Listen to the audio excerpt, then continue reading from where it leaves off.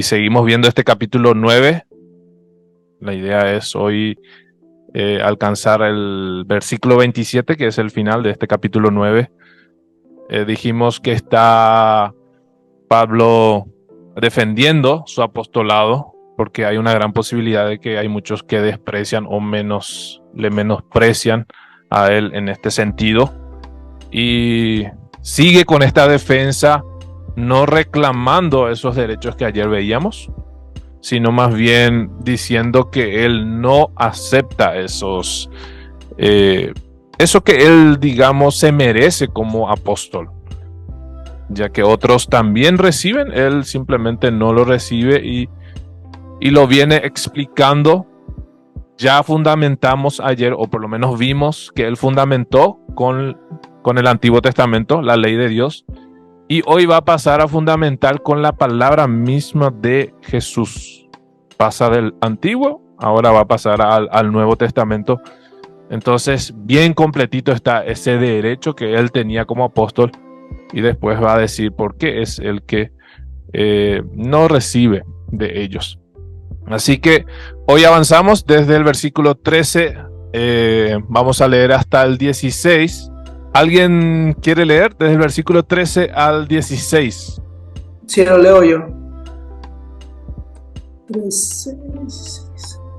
¿No sabéis que los que trabajan en las cosas sagradas comen del templo y que los que sirven del altar participan? Así también ordenó el Señor a los que anuncian el Evangelio, que vivan del Evangelio. Pero yo de nada de esto me he aprovechado, ni tampoco he escrito esto para que se haga así conmigo, porque prefiero morir antes que nadie desvanezca esta mi gloria. Antes que nadie desvanezca está mi gloria. Pues si anuncio el Evangelio, no tengo por qué gloriarme, porque me es impuesta necesidad. Y ay de mí si no anunciare el Evangelio. Muchas gracias. Entonces, aquí termina una sección que es la defensa de su apostolado. Hay una gran posibilidad ya de que el siguiente versículo, desde el 17, ya conecta con lo que venía diciendo en el 1 de su libertad, cómo él está viviendo esa libertad. Así que el versículo 13, otra vez una pregunta retórica que uno tiene la posibilidad de traducir en forma declarativa, sin necesariamente hacer pregunta. Ustedes saben, ¿no sabéis que los que trabajan en las cosas sagradas? Aquí el griego utiliza para las cosas sagradas una palabra que también viene de la raíz de templo, pero está en plural. Entonces, ahí hay que ver cómo traducir, pero son las cosas que se utilizan dentro del templo. Y no tratemos de relacionar estas cosas sagradas del templo con lo que venía hablando de los ídolos y de las comidas, los templos, digamos, de los corintios ahí paganos. Este sí ya se refiere al templo del Señor de Dios. Así que nuevamente remontándose a lo que era el Antiguo Testamento, los que trabajan en las cosas sagradas, algunos colocan las cosas del templo directamente, comen del templo, 2 veces templo aparece, templo de Dios. Y que los que sirven al altar, del altar participan. Ustedes saben bien estas cosas, es en otras palabras que está diciendo Pablo. Todos los que trabajan en el templo, de esas cosas ellos se alimentan. No es que trabajan en el templo y luego salen y empiezan a hacer otros oficios para conseguir el sustento.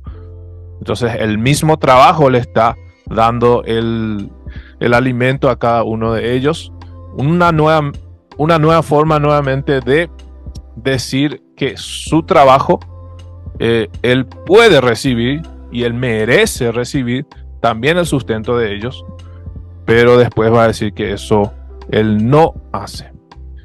Versículo 3 entonces. ¿Alguien quiere compartir su traducción? Capítulo 9, versículo 13. Voy a compartir el de nosotros en zapoteco. Dice, ustedes saben, así como en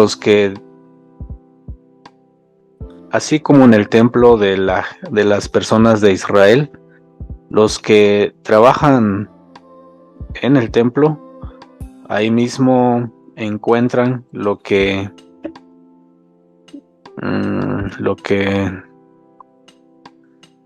necesitan para pasar el día. También los que trabajan en el altar, los animales que mueren ahí o en el altar, ellos los comen o lo comen. Bien. Me gustaría compartir también lo que tenemos. Buenos días. Buenos días. Dice, de las ofrendas que se lleva la gente, de allí, de las ofrendas que lleva la gente, de allí sale lo que ellos comen. Así también los sacerdotes que están sirviendo en donde mueren los animales que son para Dios, y de allí reciben ellos lo que ellos... Simplemente para hablar algo del altar, porque aquí hace un paralelo de dos oficios. Algunos dicen que cuando habla de templo está hablando del trabajo de los sacerdotes, y cuando habla del altar está hablando del trabajo de los levitas. Entonces hay un paralelismo, y la parte del altar se refiere, bueno, algunos dicen que hace esa diferencia, pero otros dicen que se refiere en forma general al trabajo de los sacerdotes. En el altar se ofrecían los sacrificios en el templo, y recordemos que parte de estas ofrendas que la gente traía como sacrificios, también los que trabajaban en el altar, en el templo, recibían y comían como parte de su sustento. Y podemos recordar eso, y alguien puede ayudarme a encontrar y a leer Levítico 6, 16 al 18. Otra persona, Números 18, 8 al 19. Y otra persona, Deuteronomio 18, 1 al 5. Simplemente para recordar este trabajo que ellos hacían, y a ver cómo especifica qué hacían de las ofrendas, los sacrificios que recibían. Levítico 6, 16 al 18. Cualquiera que encontró ya puede compartir. Otra persona que busque Números 18, 8 al 19. Y otra persona, Deuteronomio 18, 1 al 5. 16 al 18. 6, 16 al 18. Y el sobrante de ella lo comerán Aarón y sus hijos. Sin levadura se comerá en lugar santo. En el atrio del tabernáculo de reunión lo comerán. No se cocerá con levadura. La he dado a ellos por su porción de mis ofrendas encendidas. Es cosa santísima, como el sacrificio por el pecado y como el sacrificio por la culpa. Todos los varones de los hijos de Aarón comerán de ella. Estatuto perpetuo será para vuestras generaciones tocante a las ofrendas encendidas para Jehová. Toda cosa que tocare en ella será santificada. Muchas gracias. Estatuto perpetuo, dice, que será casi como alimento para todos los que están de generación en generación haciendo ese trabajo, es decir, los descendientes de Aarón. ¿Alguien encontró Números capítulo 18, 8 al 19? ¿Puedo leerlo si gustan? Sí. Números 18, 8 al 19, dijo, ¿verdad? Sí, al 19. Bien. 8. El Señor le dijo a Aarón: yo mismo te he puesto a cargo de todas las cosas sagradas que los israelitas me traen como contribución. A ti y a tus hijos se las he entregado como su porción consagrada, como estatuto perpetuo. Te corresponderán las cosas más sagradas que no se queman en el altar. Tuya será toda ofrenda que presenten los israelitas junto con las ofrendas de cereal, los sacrificios expiatorios y los sacrificios por la culpa. Todo esto que ellos me traen será algo muy santo para ti y para tus hijos. Comerás de las cosas más sagradas y las considerarás santas. Todo varón comerá de ellas. También te corresponderán las contribuciones de todas las ofrendas mecidas que me presenten los israelitas. A ti y a tus hijos y a tus hijas se las he dado como estatuto perpetuo. De las primicias que ellos traigan al Señor, te daré también lo mejor del aceite, del vino nuevo y de los cereales. Ellos traerán al Señor las primicias de todo lo que la tierra produce, y yo te las entregaré a ti. Toda persona que esté ritualmente pura podrá comer de ellas.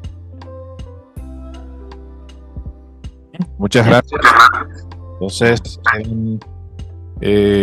ofrendas que traían los israelitas y no se limitaba solamente a carne. Ya ven que también grano, aceite, si no escuché mal, frutas. Entonces los sacerdotes y levitas estaban bien alimentados por eso, por las ofrendas. Y uno más, Deuteronomio 18, 1 al 5. ¿Quién encontró? Los sacerdotes levitas, es decir, toda la tribu de Leví, no tendrán parte ni heredad en Israel de las ofrendas que manda a Jehová, y de la heredad de él comerán. No tendrán pues heredad entre sus hermanos. Jehová es su heredad, como les ha dicho. Y este será el derecho de los sacerdotes de parte del pueblo, de los que ofrecieren en sacrificio buey o cordero. Darán al sacerdote la espadilla, las quijadas y el cuajar, las primicias de tu grano, de tu vino y de tu aceite, y las primicias de la lana de tus ovejas le darás. Porque le ha escogido Jehová tu Dios de entre todas tus tribus para administrar en el nombre de Jehová, él y sus hijos para siempre. Entonces, no sé si la espaldilla es la parte más buena del animal, la verdad que no sé, pero hasta digamos, una parte es exclusivamente para ellos, para los levitas, que lógicamente estaban los sacerdotes. Bueno, con el tiempo después vimos que algunos se aprovechaban de esta realidad que Dios dejó, y vemos que algunos ya sobrepasaban este límite que Dios dejó con los hijos de Elí, por ejemplo. Entonces, Pablo hace recordar esto a ellos, que ellos saben bien que los que trabajan en las cosas sagradas dentro del templo y los que están sirviendo en el altar participan, es decir, se sustentan de esas ofrendas. Eso era obvio y evidente para todos ellos. Bien, ahora sí vamos a continuar con cómo hicieron esta traducción, los que todavía no mencionaron. Sí, aquí en el Mixteco tenemos porque no saben que los que trabajan en el templo,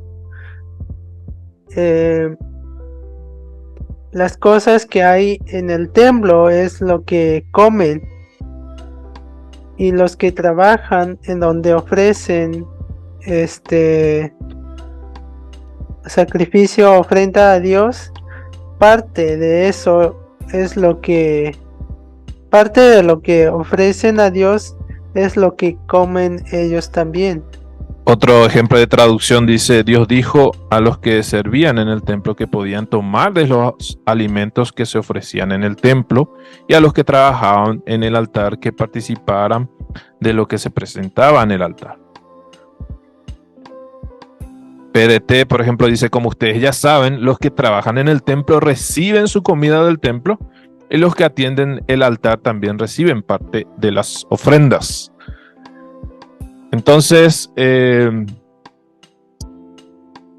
2 veces en griego repite ahí templo, no hay ningún problema en volver a repetir. Los que trabajan en el templo reciben o se alimentan de el templo, y los que participan y sirven en el altar también viven de eso. Es un paralelo nuevamente que utiliza aquí Pablo. ¿Tienen alguna duda en este versículo 13?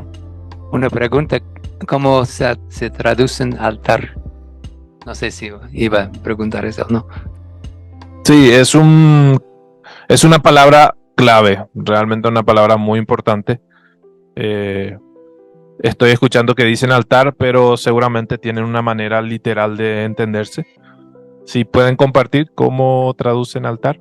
Como Lo siento, es altar. Nosotros decimos lugar donde ofrecen sacrificio o ofrenda a Dios.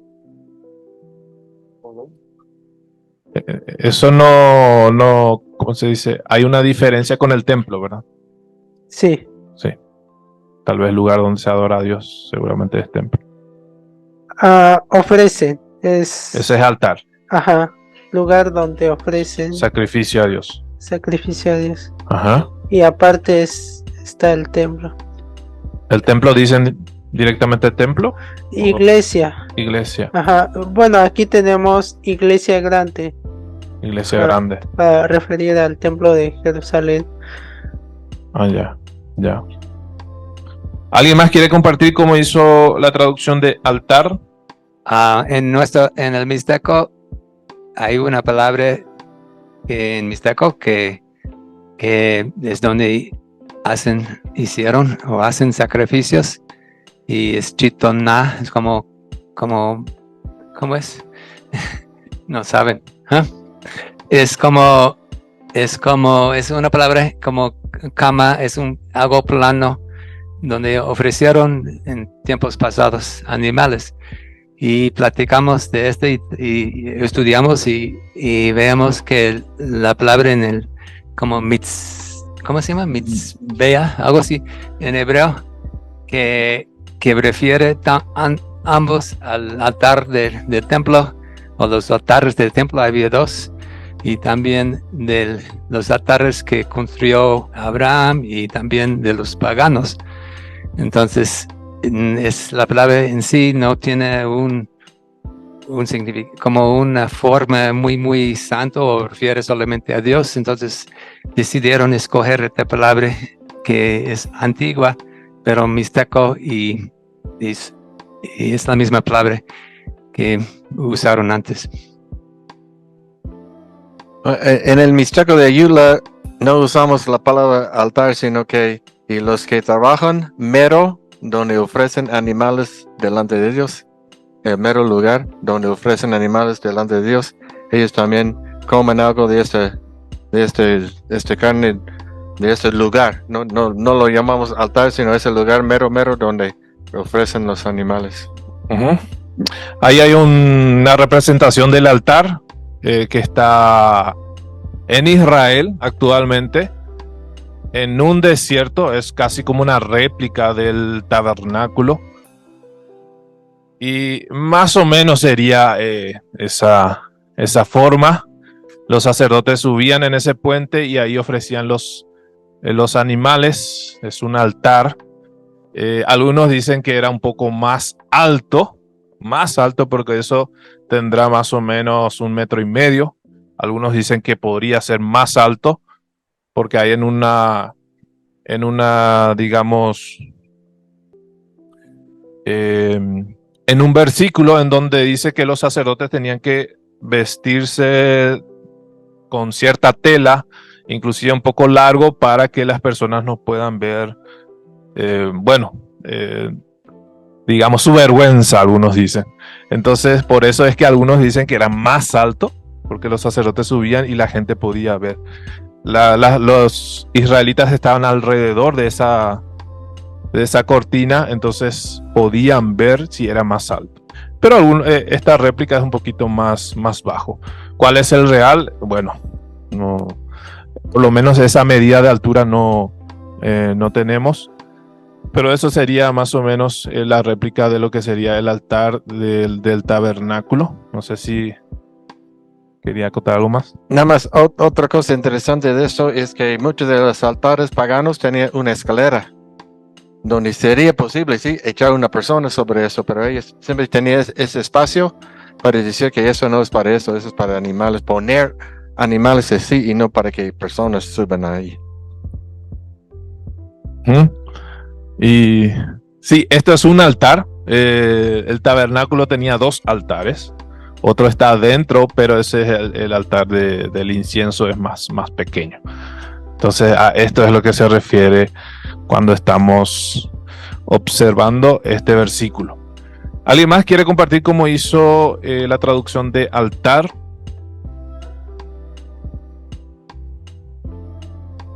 Bueno, nosotros tenemos esta palabra en zapoteco que es ku y bueno, tiene la idea de pues, la gente que tiene algún espacio dentro de sus casas donde tienen sus imágenes, incluso ponen flores ahí. Entonces, bueno, se entiende que es como un espacio o un lugar ahí sagrado, ¿no? Bueno, le decimos en zapoteco ku y estamos usando esa palabra aquí.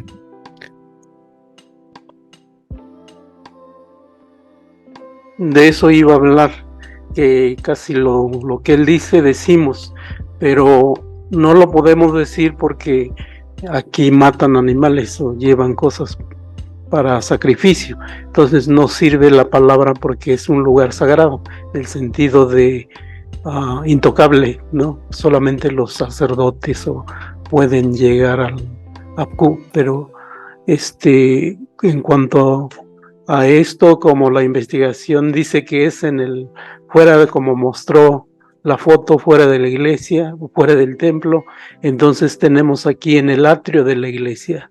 Entonces, no dice altar, sino dice y los sacerdotes que sirven en el atrio de la iglesia donde llevan las personas animales para Dios. Entonces, de esa manera no dice altar, pero ellos sirven ese lugar. En el patio. Ajá. En el espacio fuera. Donde llevan a los animales. Es un lugar especial. Ajá. Sí, altar aparece varias veces en el Nuevo y mucho más en el Antiguo. Hay que ver eso de cómo ya dejar con una palabra que podría aplicar ya en el Antiguo, porque se repite varias veces. Es una palabra clave y que también está informando mucho de ese tiempo, la cultura de ese tiempo, el trabajo de ese tiempo.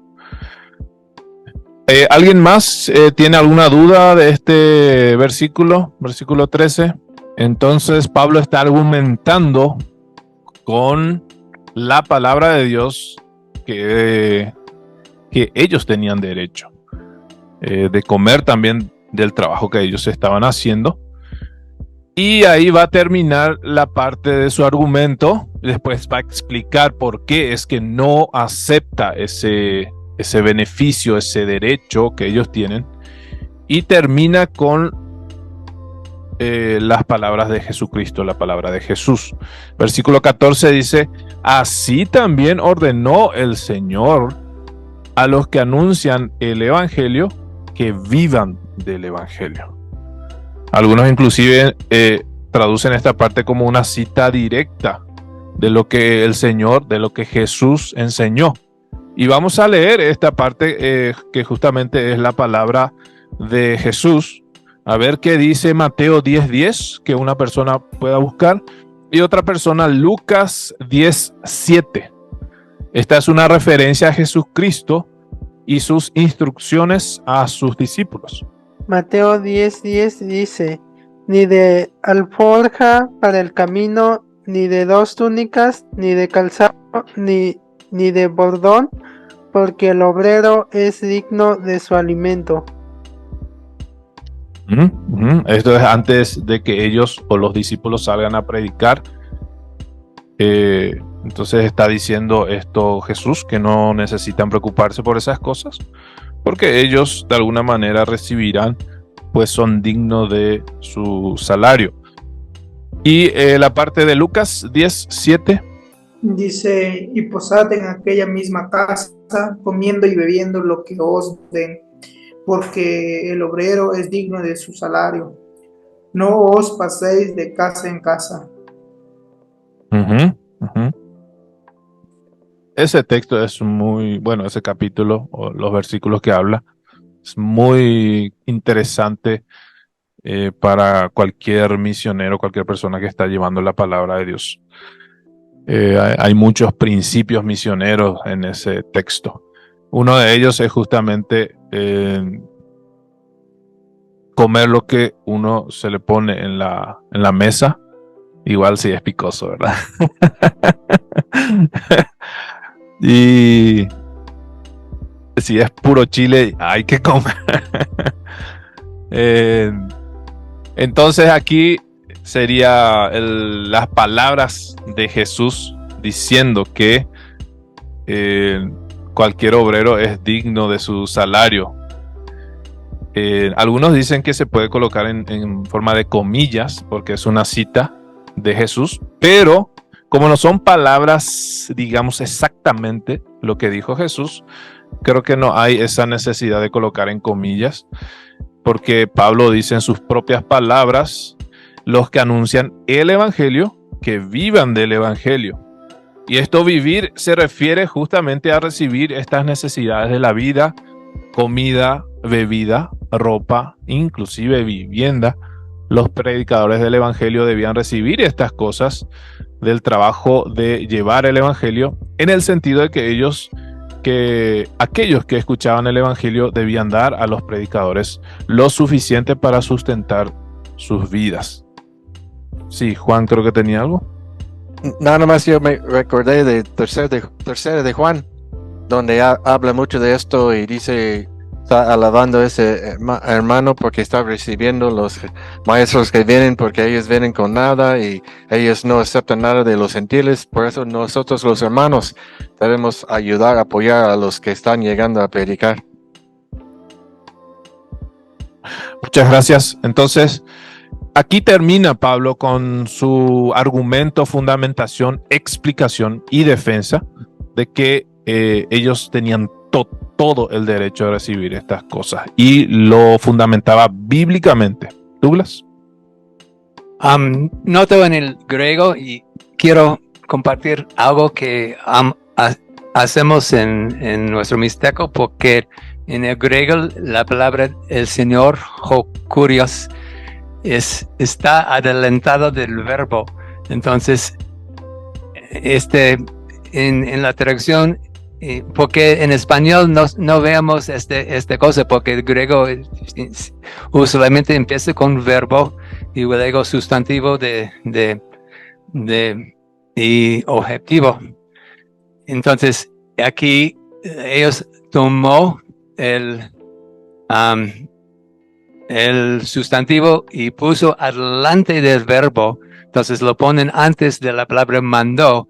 Entonces en mixteco, en zapoteco y las lenguas que tienen verbo primero como patrón y pueden ponerlo adelantado, entonces está enfocando más fuerte en el Señor, aún el Señor. Entonces tiene este énfasis. Entonces es un ejemplo muy sencillo para ver que puede ver, aunque no hablen griego o pueden leerlo bien, se puede ver dónde está como el sustantivo y si está como enfrente, adelante o como antes del verbo, que puede saber que es algo fuera de normal.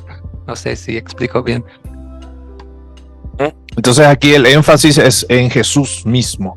Entonces si hay una forma de enfatizar que Jesús mismo fue quien ordenó esto, casi sellando ahí todo lo que estaba defendiendo Pablo. Si hay alguna manera de enfatizar en la lengua, entonces sería ideal. Y bueno, los que anuncian el evangelio, a veces también uno puede colocar nosotros que predicamos el Evangelio. Entonces le está incluyendo ya ahí a Pablo. Algunos pueden tener esa opción de nosotros, pero ese nosotros lógicamente tiene que ser exclusivo, refiriéndose no solamente a él, sino también a Bernabé, quizás a otros obreros cristianos, ya lo que había citado anteriormente, hermanos del Señor, apóstoles, que fue mencionado en el versículo 5. En caso de que alguno haya colocado ahí nosotros. Bien, ahora sí podemos compartir cómo hicieron esa traducción del versículo 14. Si no hay nadie hablando en el auditorio, ¿puedo compartir? Sí, te escuchamos. Así también mandó el Señor Jesús que se hiciera con las personas que hablan las buenas palabras de Él. De allí va a salir lo que ellos van a comer. No, de ahí, bueno, sí, de ahí va a salir lo que ellos van a comer. Es el sustento de ellos, a eso se refiere. Bien, ¿alguien más quiere compartir? Y así también pasa con los que predican la palabra buena de Dios, porque nuestro Señor mandó que ahí mismo saliera lo que van a comer ellos también. Bien, ¿alguien más? PDT dice, de la misma manera Dios ha ordenado. Bueno, Dios colocó aquí. Podemos fácilmente referirnos al Señor Jesús, que los que anuncian la buena noticia de salvación vivan de ese trabajo. ¿Alguna duda de este versículo 14? ¿Alguna pregunta? Bien, entonces Pablo cierra con eso y va a explicar ahora por qué no está recibiendo esto. Y en caso de que se haya entendido mal, también lo va a explicar ahí si es que se entendió en forma de reclamo y ahora ellos tienen que cambiar esto de no sustentar a Pablo. Y él lo va a explicar en el versículo 15 y ahí dice, pero yo de nada de esto me he aprovechado, ni tampoco he escrito esto para que así se haga conmigo. Y después fuertemente dice, porque prefiero morir antes que nadie desvanezca esta mi gloria. Prefiero morir fuertemente, dice Pablo, antes que nadie, en griego dice, antes que nadie vacíe mi gloria. Y esta gloria, hay que ver cómo estamos haciendo la traducción. Esta es casi la última vez en la carta que Pablo desarrolla el tema de esta gloria, expresando como un contraste entre la gloria de los Corintios, capítulo 5, 6. Hay que entender bien esta palabra gloria, hay un contraste. Y el concepto correcto de gloria en el Señor. Dos tipos de gloria estamos viendo en 1 Corintios. Una gloria negativa y otra gloria positiva, que es la que está utilizando aquí. Entonces Pablo tiene todo el derecho de gloriarse, jactarse, porque no ha aceptado pago por su trabajo como apóstol. Eso lo va a decir en el siguiente versículo. Bien, podemos compartir nuestra traducción, versículo 15. Sí, quiero leer compartir lo que tenemos en nuestro zapoteco.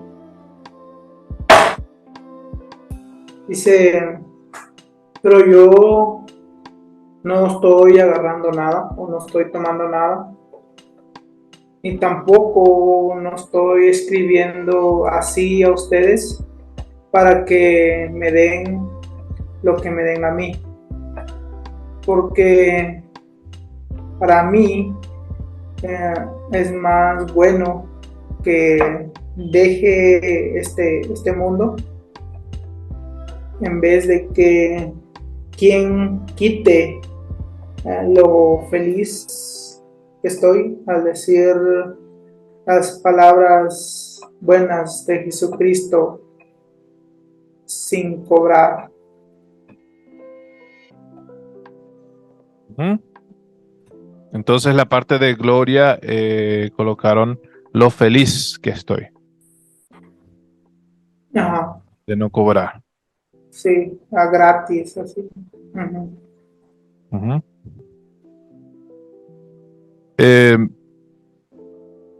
¿Alguien puede leer, por favor, simplemente para ver estos dos tipos de gloria que utiliza el griego? La gloria que aquí utiliza Pablo versus la gloria de los Corintios.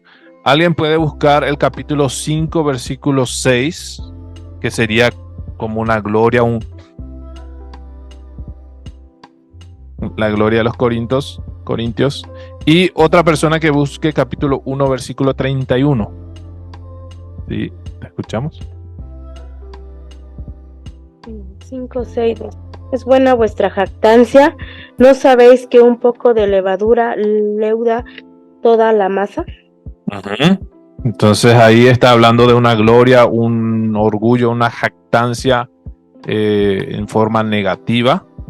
Pero vamos a ver la positiva en el capítulo 1, versículo 31. ¿Sí? Para que, como está escrito, el que se gloría, gloriese en el Señor. Ujú. Entonces el que se jacta, que se jacte en el Señor sería. Entonces, dos tipos de gloria. A veces uno puede utilizar la misma palabra, pero a veces no. Entonces hay que darle otra forma de traducción, como recién estábamos escuchando. Tal vez está mi alegría. Después vamos a ver otras maneras. ¿Alguien más quiere compartir su traducción o alguna acotación? Douglas.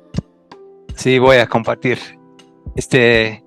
Empiece con, pero yo, como enfacitado, como yo, ni una vez no pedí lo que necesito a ustedes por hablar la palabra de Dios, la buena palabra de Dios, y también no escribo este papel a ustedes para pedirles una cosa tampoco, de ustedes tampoco,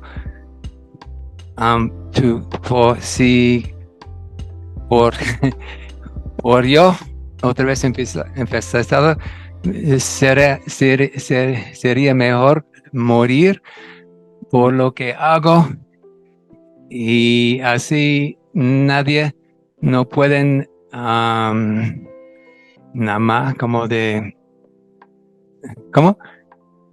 No pueden bajar o de quitar esa cosa grande que hago en predicar sin cobrar, Sani, a la gente. Entonces, de predicar sin cobrar, ya aparece ahí. ¿Alguien más? Sí, Juan. También vamos a ver otro gloriarme en 16, que yo pienso es un poco diferente, como he mencionado varias veces, que él ve muchas personas negociando la palabra de Dios. Y también yo pienso mucho de eso porque habla de eso en 2 Corintios, y también en 2 Corintios, otro taller que ayudé a enseñar con Menardo. Siempre están diciendo, esos falsos maestros no pueden compararse conmigo.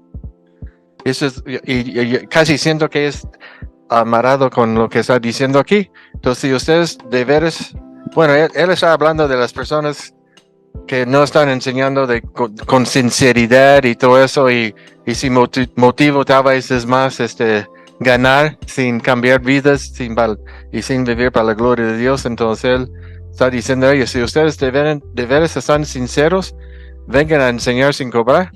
Pero ellos nunca hacen eso, sí, porque pero él está hablando de la sinceridad del corazón. Obviamente hay, como está diciendo aquí, hay ministros fieles que sí están dependiendo en el Señor, sí, para que ellos tengan todo el sustento para seguir predicando, pero hay otras personas que no pueden compararse con Pablo porque ellos vienen con otros motivos para predicar, pero ellos nunca van a entregarse a sufrir por hacer eso, sí, como Pablo siempre está sufriendo, como hemos visto en varios versículos que hemos visto que él está sufriendo en muchos casos para enseñar la palabra de Dios, a veces por falta de recursos.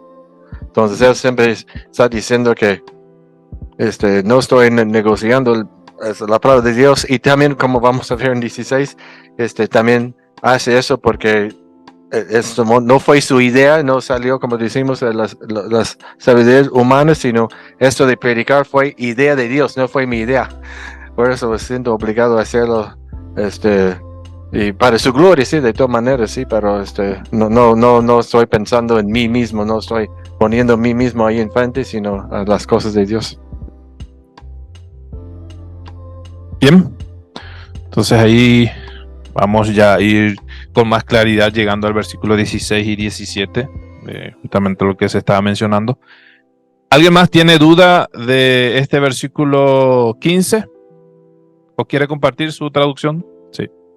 Sí, y igual nosotros aquí pusimos de que él está feliz de predicar gratuitamente la palabra buena de Dios. Tenemos la palabra orgullo, pero es en sentido negativo, entonces no lo podemos usar aquí. Solo quería mencionar eso. Uh-huh. Sí, la NTV está justamente apoyando esta información de incluir el tema de predicar sin cobrar. Eso, el contexto sí o sí ya está dando esa información en el versículo 18, solamente que no aparece explícitamente en este versículo, pero veo que algunos sí necesitan incluir, y la NTV lo apoya. Aparentemente dice: sin embargo, NTV, yo jamás me valido ninguno de esos derechos y no escribo esto para sugerir que es mi deseo comenzar a hacerlo ahora. De hecho, preferiría morir antes que perder mi derecho a jactarme, y ahí dice, de predicar sin cobrar.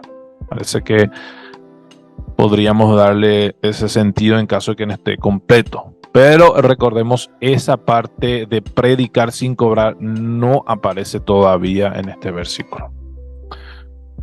¿Alguna otra duda o pregunta antes de terminar esta sección, aparentemente?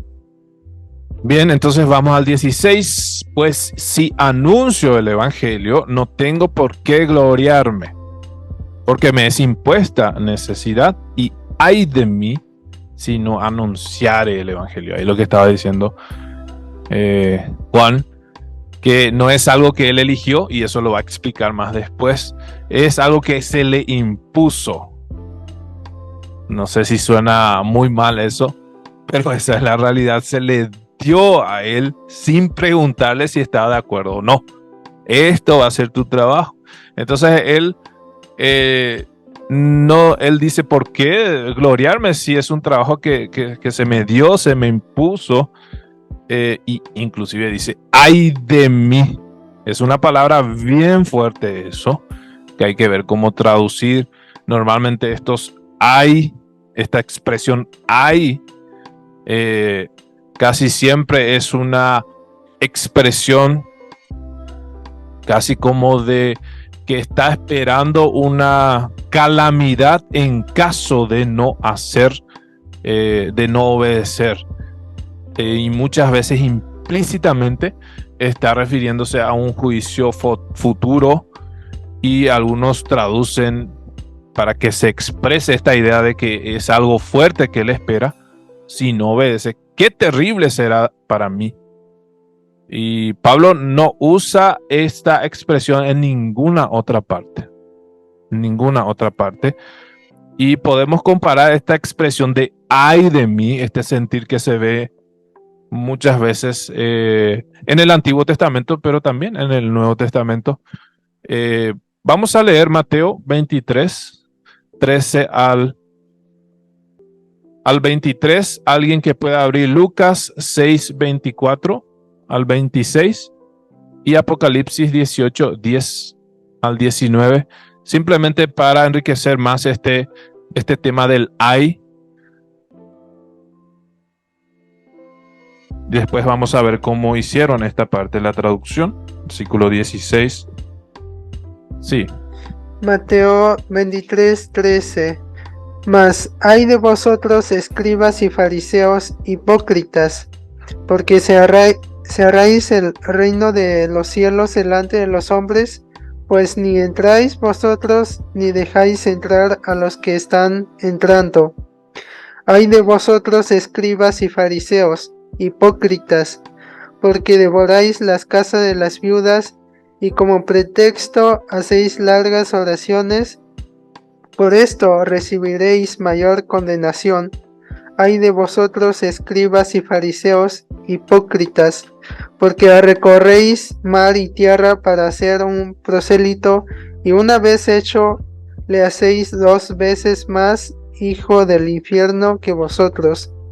Ay de vosotros, guías ciegos, que decís: si alguno jura por el templo, no es nada, pero si alguno jura por el oro del templo, es deudor.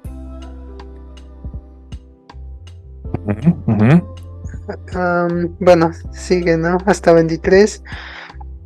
Insensatos y ciegos, porque ¿cuál es mayor, el oro o el templo que santifica al oro? También decís: si alguno jura por el altar, no es nada, pero si alguno jura por la ofrenda que está sobre él, es deudor. Necios y ciegos, porque ¿cuál es mayor, la ofrenda o el altar que santifica la ofrenda? Pues el que jura por el altar, jura por él, y por todo lo que está sobre él.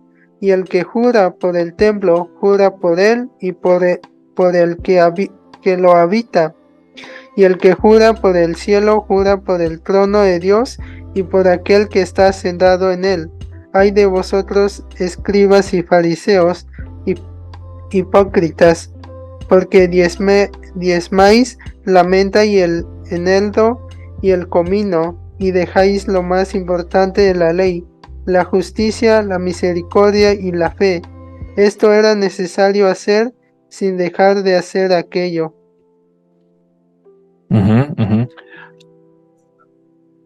Algunos dicen o comparan, los que quieren criticar a la Biblia, y dicen: en el Antiguo Testamento vemos a un Dios casi como castigando, siempre cruel y fuerte, y en el Nuevo Testamento vemos a un Dios en Jesús de paz, de tranquilidad, de mucho amor. Pero cuando leemos estos versículos, que realmente es tajante del Señor Jesús, no es una palabra, digamos, liviana, es durísima, durísima.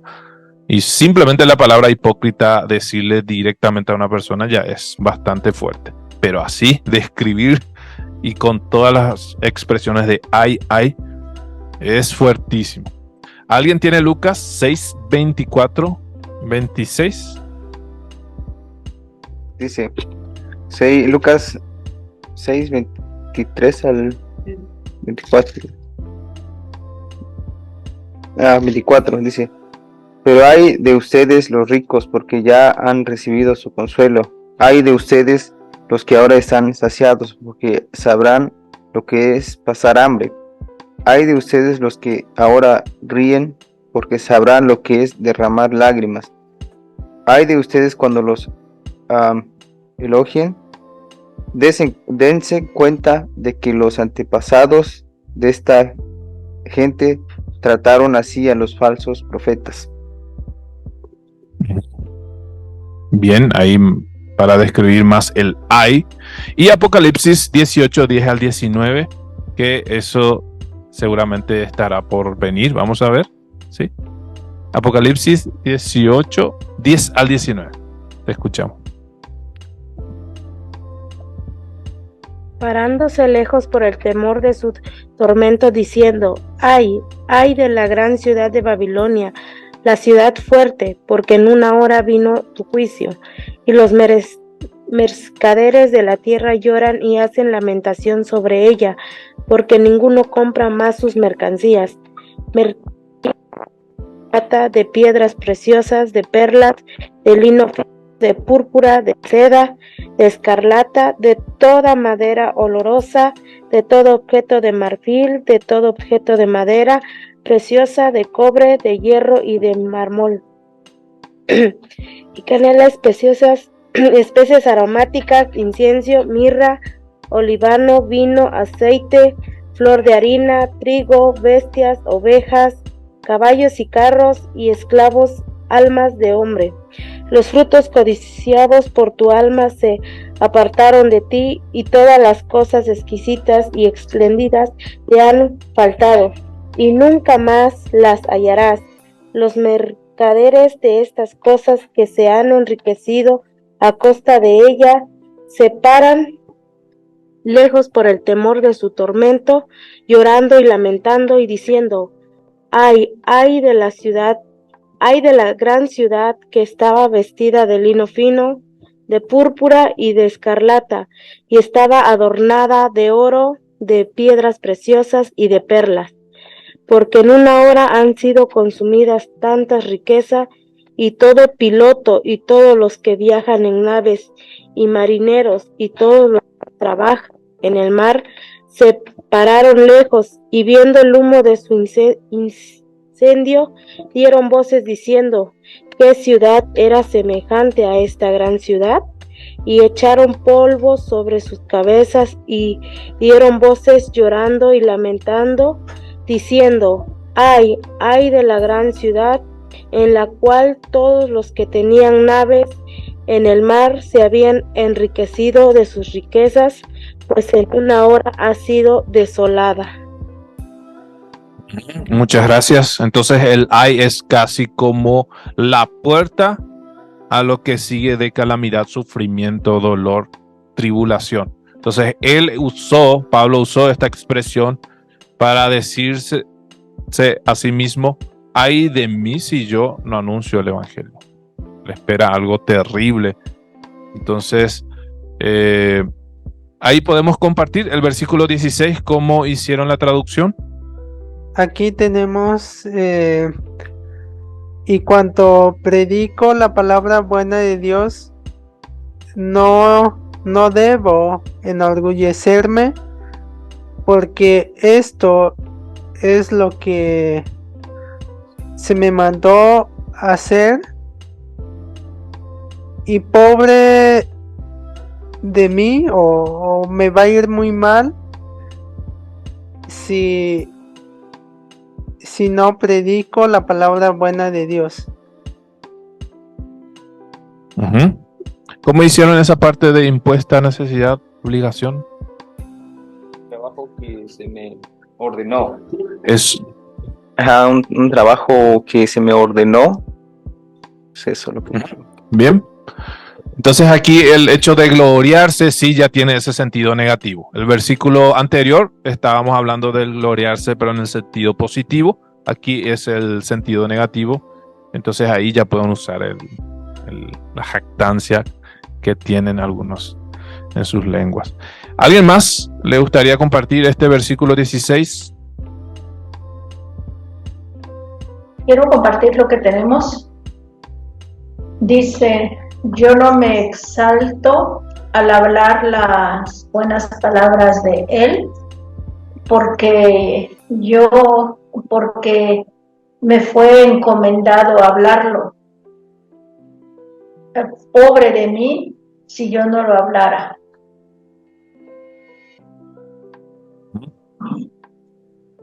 Bien. La tele. Yo no anuncio la buena noticia de Cristo para sentirme importante, lo hago porque Dios así me lo ordenó, y pobre de mí si no lo hago. Y la PDT dice: porque enseñar la buena noticia de salvación no es motivo para que me llene de orgullo, es solo mi obligación, y pobre de mí si no lo hago.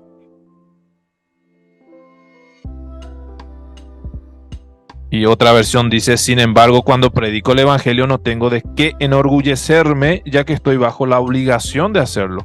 Ay de mí si no predico el evangelio. ¿Alguien tiene alguna duda de este versículo? Por el ay de mí pusimos como ustedes, David, como voy a quedar muy pobre o triste, pero luego pusimos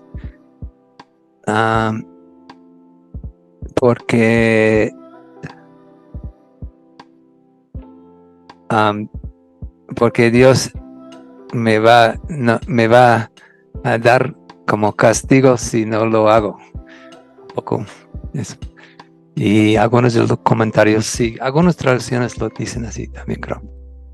Sí, esta parte de, ay, qué horrible será para mí si no difundo, o qué terrible sería para mí. Implicando que el Señor castigaría a Pablo si no lo obedecía.